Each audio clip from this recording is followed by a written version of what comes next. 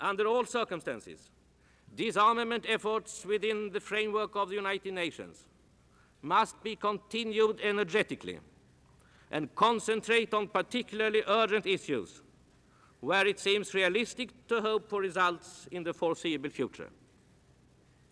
A total ban on nuclear weapons tests, and such tests are still being carried out, undiminished in number and in strength, appears to offer such hopes. The objections raised concerning the verification of underground nuclear testing are no longer valid. It is a matter of concern that the Non-Proliferation Treaty has not yet attracted sufficient support. The readiness of the non-nuclear states to accede to the treaty is of course related to the willingness of the nuclear powers, for their part, to contribute to armaments control and disarmament. From this point of view, the agreement between the United States and the Soviet Union on the limitation of strategic arms is a step in the right direction, although it is not disarmament in the real sense of the word. We must now hope for further binding agreements in the disarmament field between the superpowers. However, all nuclear powers must take an active part in future disarmament efforts.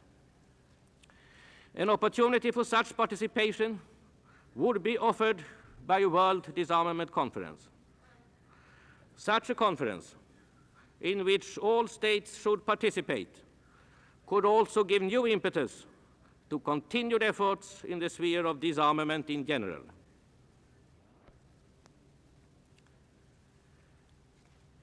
In the Middle East, pressure for international community is essential if peace and detente are to be achieved.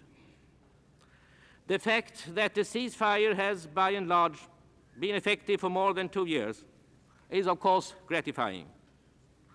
This circumstance must, however, not become a reason for relaxing our efforts towards a solution based on Security Council Resolution 242 of November 1967.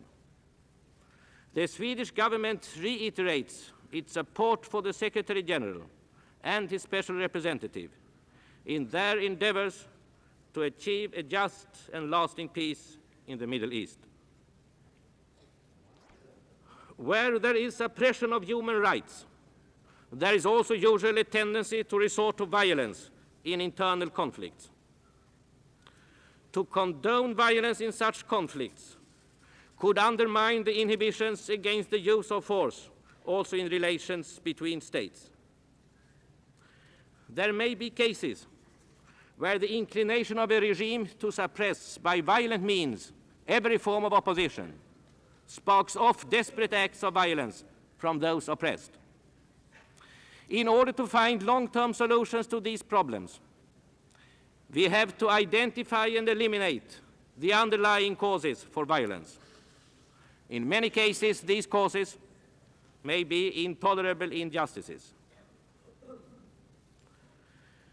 The urgency of solving these long-range problems does not absolve us from the responsibility of tackling the acute problems which certain forms of international terrorism confront us with.